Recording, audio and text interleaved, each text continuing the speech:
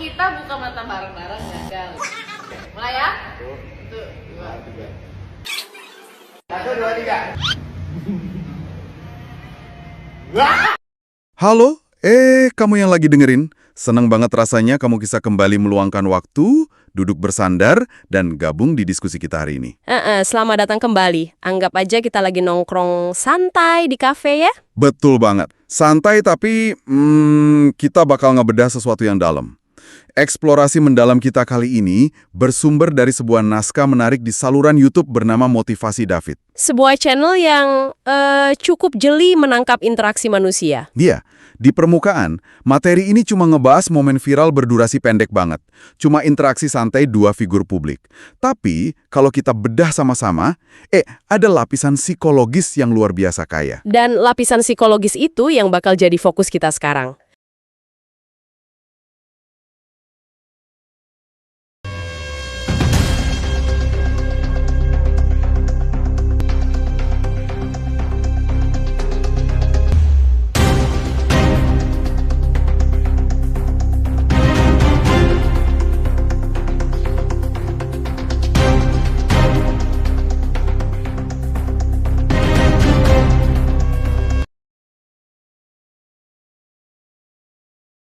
Sering kan kita mikir, kalau mau lihat chemistry atau ikatan manusia, kita harus cari momen dramatis. Kayak adegan film romantis gitu ya. Nah, padahal literatur psikologi perilaku justru bilang sebaliknya.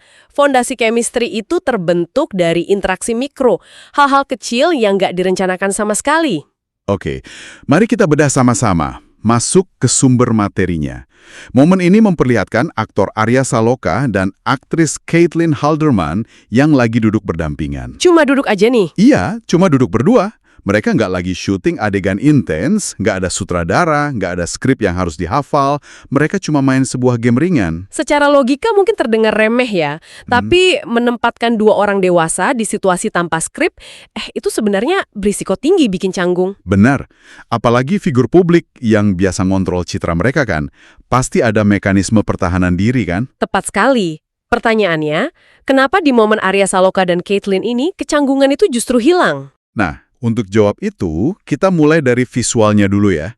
Teks dari Motivasi David ngasih penekanan khusus soal baju mereka. Penampilan visual itu sinyal pertama, benar. Pas kita lihat, Arya Saloka di sini tampil dengan gaya yang kasual banget.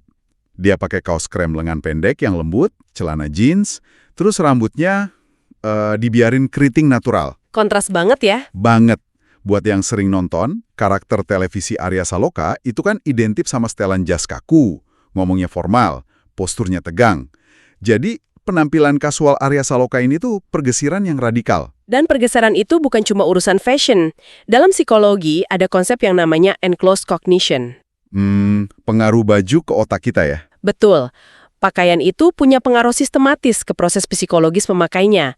Saat seorang aktor ngelepas jas formalnya, secara bawah sadar dia ngelakuin proses de-rolling. Ngelepas perannya? Iya, dia ngelepas beban ekspektasi, hierarki, dan ketegangan karakternya. Kaos krim yang dipakai Arya Saloka itu jadi semacam jangkar psikologis yang bikin dia masuk ke mode santai. Masuk akal sih. Bajunya ngasih izin buat rileks. Terus di sebelahnya, ada Caitlin Halderman yang pakai jaket biru muda, celana jeans senada, dan rambut panjang lurus. Warnanya nyambung ya mereka. Nah itu, krem lembut sama biru muda. Walaupun mungkin mereka nggak janjian, kekompakan warna ini ngirim sinyal visual yang menenangkan buat kita yang nonton. Senyum Caitlin juga kelihatan ringan banget. Yang sangat menakjubkan di sini adalah harmoni visual dan postur rileks Arya Saloka itu nyiptain apa yang kita sebut ruang aman atau psychological safety. Ruang tanpa jarak kaku gitu ya? Benar. Kalau dua orang merasa aman secara psikologis, amigdala di otak mereka, pusat rasa takut, itu jadi tenang. Mereka nggak perlu mengontrol setiap gerakan. Dan di kondisi inilah interaksi manusia kembali ke bentuk paling murni, yaitu bermain. Ngomong-ngomong soal bermain, game yang mereka lakuin ini aturannya lumayan konyol. Gimana aturannya? Cuma satu kalimat. Kalau kita buka mata bareng-bareng, berarti gagal. Sesederhana itu. Sederhana tapi menjebak. Mereka cuma perlu tutup mata, terus buka lagi. Ini murni ngandelin feeling dan ritme. Walaupun kedengarannya main-main, dalam studi perilaku, game kayak gini sering diklasifikasikan sebagai tes sinkronisasi ritme sirkadian atau neural mirroring. Tes cermin neural. Iya, menguji seberapa sinkron dua sistem saraf membaca jeda satu sama lain tanpa ngomong. Kayak kawanan burung yang bisa belok bareng di udara tanpa tabrakan. Wow, perumpamaan yang pas banget. Dan di ronde pertama, pas mereka mulai, mereka tutup mata. Jeda sebentar, lalu mereka buka mata persis barengan. Gagal dong langsung. Langsung gagal. Dan tawa Arya Saloka sama Caitlin langsung meledak. Tawanya tuh bukan tawa sopan yang ditahan, tapi refleks tulus karena kaget sendiri. Kalau ditarik ke biologi evolusioner, tawa itu berkembang dari sinyal alarm palsu di primata awal. Pas ada sesuatu yang ngelanggar ekspektasi, kayak niatnya nggak buka mata bareng tapi malah bareng, otak nyadar, oh ini nggak bahaya. Terus tubuh merespons pakai tawa ya? Betul, tawa spontan itu memicu pelepasan endorfin dan dopamin ke darah. Ini perekat sosial yang instan banget, yang secara fisik bikin dua orang ngerasa lebih dekat. Pantesan abis gagal pertama, suasananya makin cair. Tapi ronde kedua ini yang makin absurd. Oh, mereka lanjut ronde kedua? Lanjut dong. Logikanya kan kalau kita abis gagal, kita bakal atur strategi kan? Mikir, oke tadi kecepatan, sekarang aku hitung sampai 3 deh dalam hati. Strategi kompensasi, wajar itu. Tapi pas hitungan 1, 2, 3, tebak dong. Di detik yang sama, mereka kembali buka mata. Gagal untuk kedua kalinya. Luar biasa. Caitlin langsung nunduk senyum malu, terus Arya Saloka geleng-geleng kepala sambil senyum kayak nggak percaya gitu. Jika kita tarik benang merahnya ke gambaran yang lebih besar, kegagalan beruntun ini data krusial banget. Kenapa mereka nggak ubah strategi? Karena saat itu, neuron cermin di otak mereka bekerja lebih dominan dibanding logika strategis. Berarti mereka emang lagi nyambung banget secara emosional. Persis. Fakta bahwa Arya Saloka dan Caitlin gagal 2 kali dengan cara yang sama itu bukti biologis. Bukti kalau kecepatan pemrosesan kognitif mereka lagi ada di frekuensi yang sama persis. Koneksi ini nggak butuh banyak kata. Jadi gagal 2 kali itu bukan karena mereka payah mainnya ya? Bukan sama sekali. Arya Saloka nggak berusaha mendominasi, Caitlin juga nggak menghindar. Mereka ada di gelombang yang sinkron. Jadi apa sebenarnya makna dari semua ini? Kenapa kita peduli sama momen receh ini?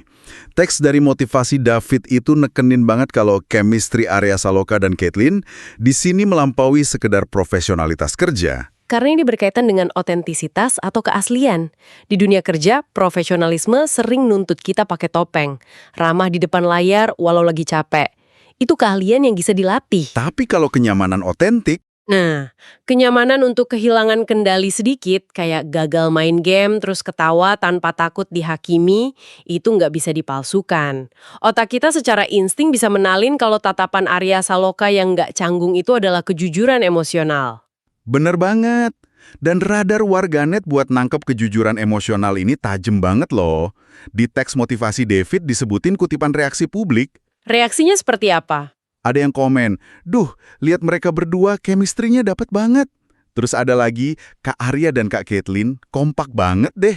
Penonton sekarang emang punya radar yang kuat mendeteksi otentisitas. Di era digital, semuanya serba difilter dan pakai skrip. Audiens itu kena curated reality fatigue. Kelelahan melihat hal yang terlalu diatur. Makanya pas lihat momen natural Arya Saloka ini, rasanya nyegerin ya. Sangat menyegarkan.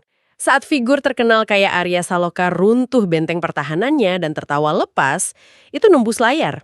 Namanya emotional contagion, penularan emosi. Kita ikut ngerasain energi positif mereka. Nah, disinilah pembahasannya jadi sangat menarik buat kita semua. Ada pelajaran hidup atau hikmah luar biasa dari naskah motivasi David ini.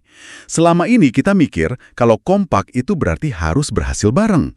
Padahal nggak selalu begitu. Betul, kebersamaan sejati bukanlah tentang siapa yang menang atau seberapa sempurna kita. Kadang gagal bareng yang diiringi tawa tuh malah bikin hubungan jauh lebih hangat. Saya sangat setuju. Gagal bareng di situasi yang aman itu ngilangin ego. Kita berani nunjukin kerentanan kita.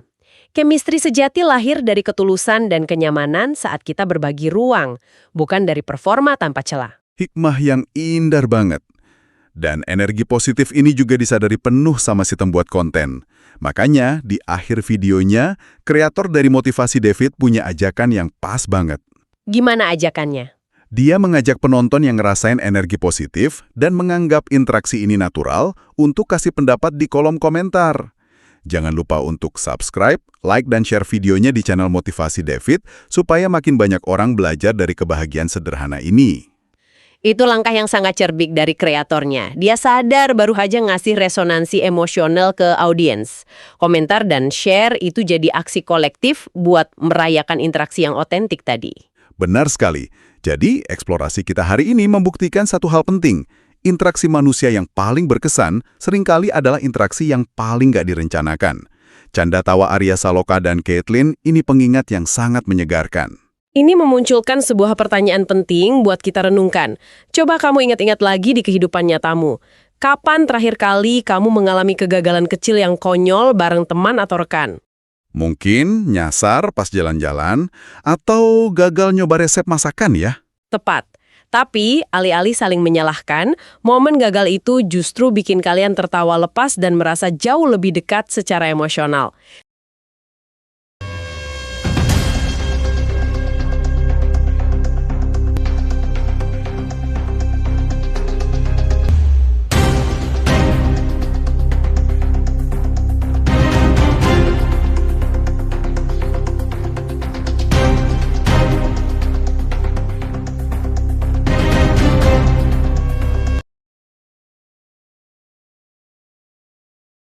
Saya sarankan, mulailah menghargai momen ketidaksempurnaan itu dalam hidupmu. Karena di momen itulah chemistry sejati diuji dan dirayakan. Terima kasih banyak ya buat kamu yang udah nemenin kita ngebedah materi ini dengan pikiran terbuka dan semangat belajar sang pembelajar. Senang bisa berbagi wawasan ini dengan kalian. Jaga terus rasa ingin tahumu, hargai hal-hal sederhana di sekitarmu, dan sampai jumpa di eksplorasi mendalam kita selanjutnya.